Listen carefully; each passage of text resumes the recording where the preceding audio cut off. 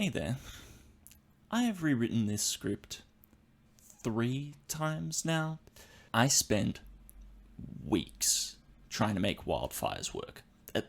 The idea was to have a deck which uses artifact mana to accelerate into a planeswalker threat, and then uses a Wrath-like balance or wildfire to hard reset the board. I tried so hard, but all the artifact mana just makes it top deck so badly, and the whole point is to put both players in top deck mode.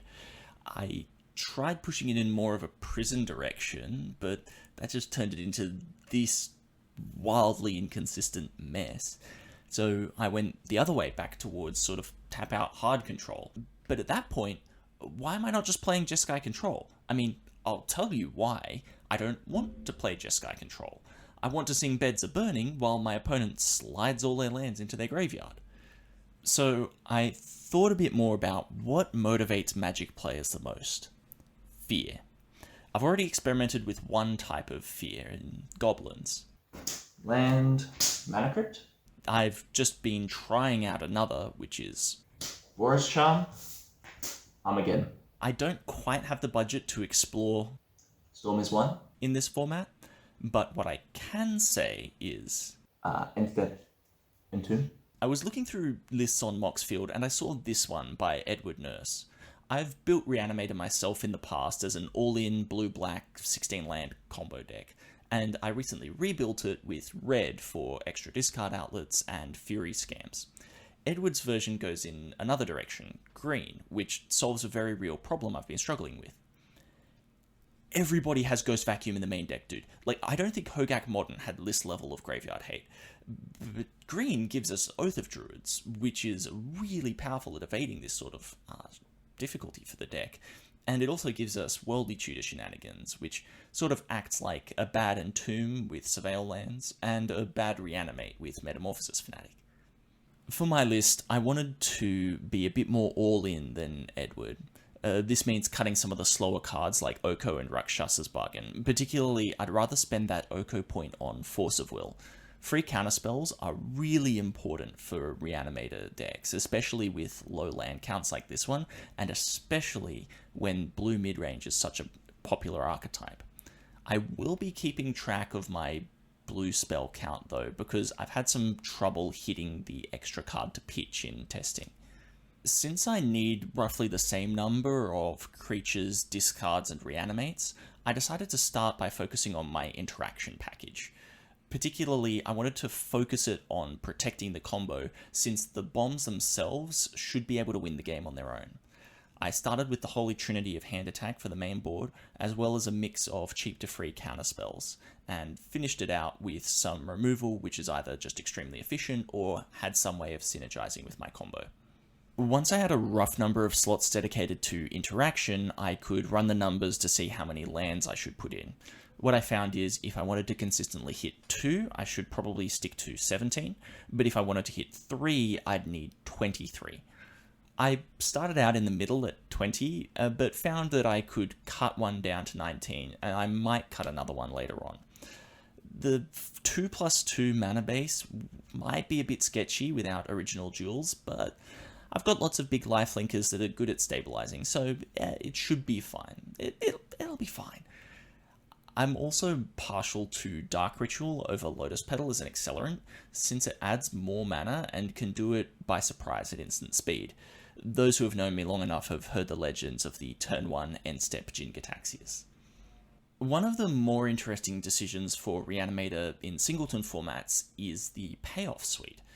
When you can run 4 copies of all the best creatures in the format, it's one thing, but when you need to fill out that same space with one-ofs, you find out pretty quickly that there aren't that many creatures which can win the game on their own as reliably enough to be worth building around. Your payoffs tend to fall into 3 main camps: resets, closes, and stabilizers. Resets, like Grizzlebrand or Atraxa, give you an instant influx of cards, which is usually enough to go again next turn, especially if they're able to deal with the initial threat. Closers, by comparison, are things like Emrakul and Tyrannax Rex, creatures which have a mix of defensive and offensive abilities which make them difficult to get rid of and very quick to close out the game. Stabilizers like Archon of Cruelty or Dragonlord Ataka don't necessarily have the same decisiveness as these other threats, but can create huge swings on the board that make it really difficult for your opponent to kill you before you can set up for the killing blow.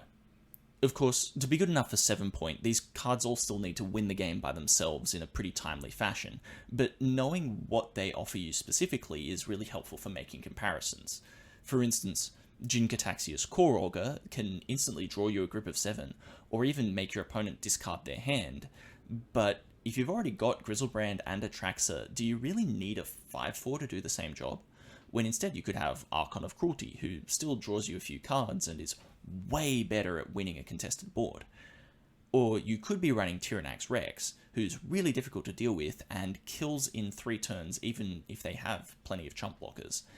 But Coma has that same ward ability and can create a defensive blockade in a pinch, which is something that Reanimator otherwise struggles with by design.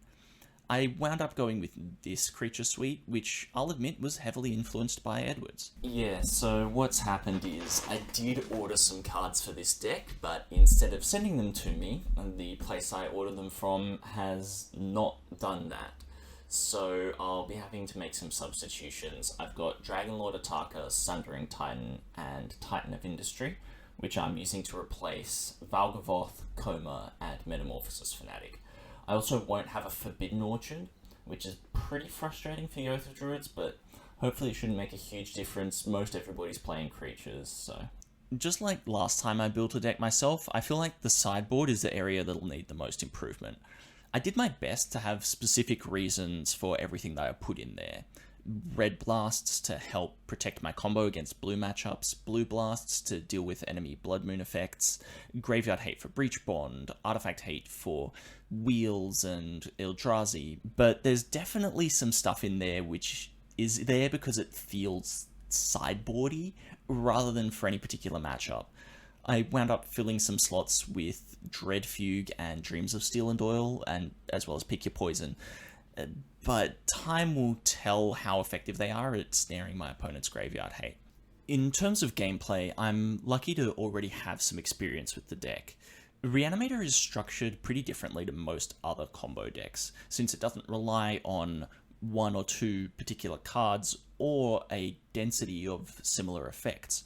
Rather, you need 1 each of 3 separate card types. This means that there's a really important mantra to keep in mind when I'm playing. Mulligan, mulligan, mulligan. Because I need to cram in similar numbers of all these different card types, I cannot rely on drawing any one of them, even if I have the other 2 in my opening 7.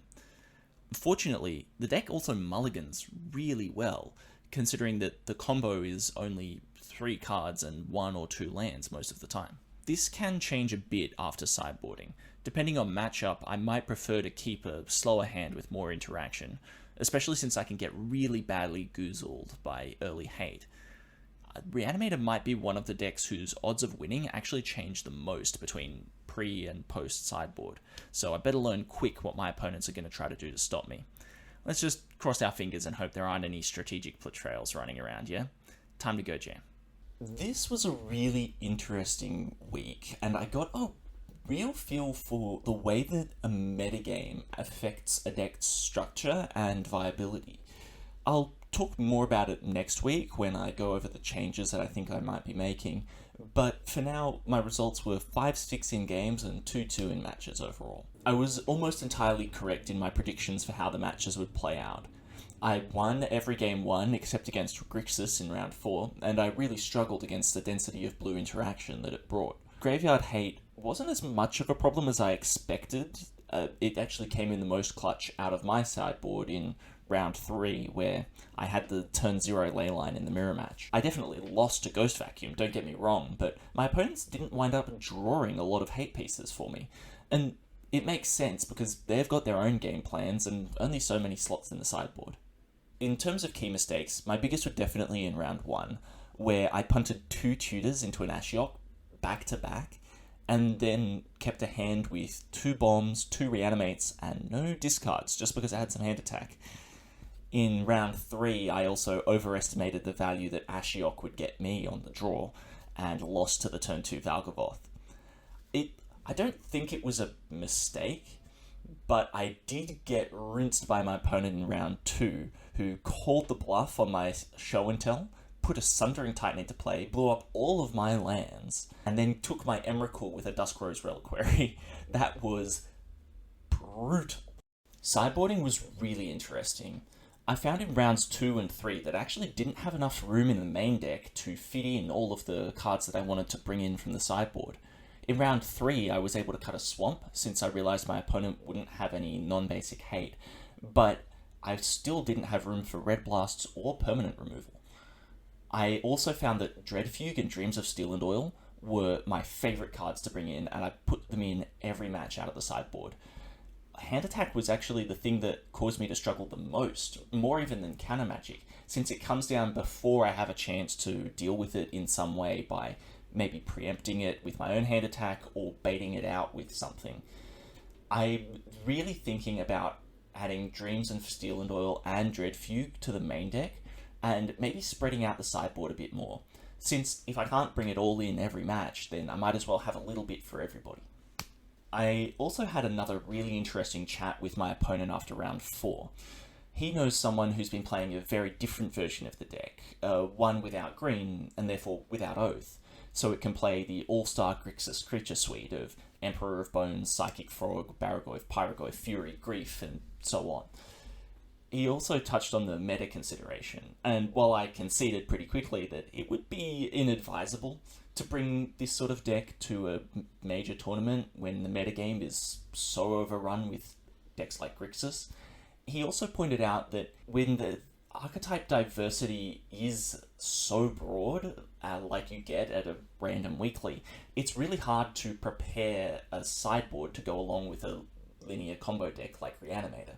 The most intriguing thing about building Reanimator is that despite the density of like effects that you need to make the whole combo work, there are still so many different ways to build it. All in, mid-range, 2-color, 4-color, any of those 3 colors, with Thoracle, with different tutors, with different payoffs, and all of the different builds have their own list of advantages and disadvantages. I'll probably play a very similar build next week, but I will be experimenting in all of these spaces, so look forward to seeing that. Until then, good luck, have fun, and may the best wizard win.